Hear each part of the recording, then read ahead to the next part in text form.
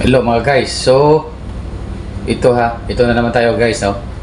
Bali magbibigay naman tayo ng kunting tip sa inyo, sa mga katulad sa akin ng mga bagong nag-umpisa pa lang sa Reels So ngayon, ipapakita ko sa inyo guys yung mga walang earning ko na video.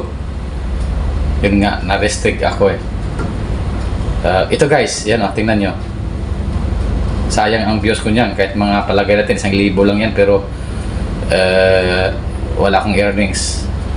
Hindi ko pa makuha yung earnings ko kasi wala tayong earnings yun nga.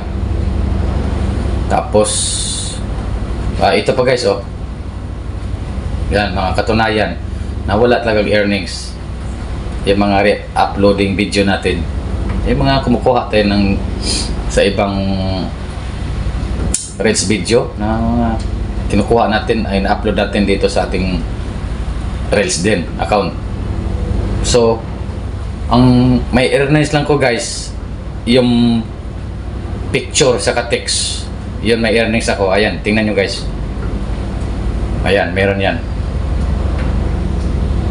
Pero yung video ko, Reels video, walang earnings guys.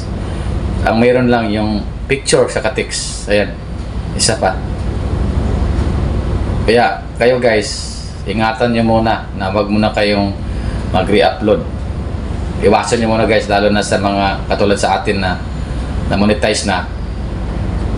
Kasi napaka malaking impact sa account natin yan guys. Ma-restrict tayo, saka ma-violation pa. Okay guys, so yan lang muna ang mga ipapakita ko sa inyo. Kasi inano ko, sinicheck ko yung account ko, ayun, mayroon talaga. Kaya dinedelete ko yung mga re-upload video ko, dinedelete ko na para mawala na yung restricted ko. Okay guys, so salamat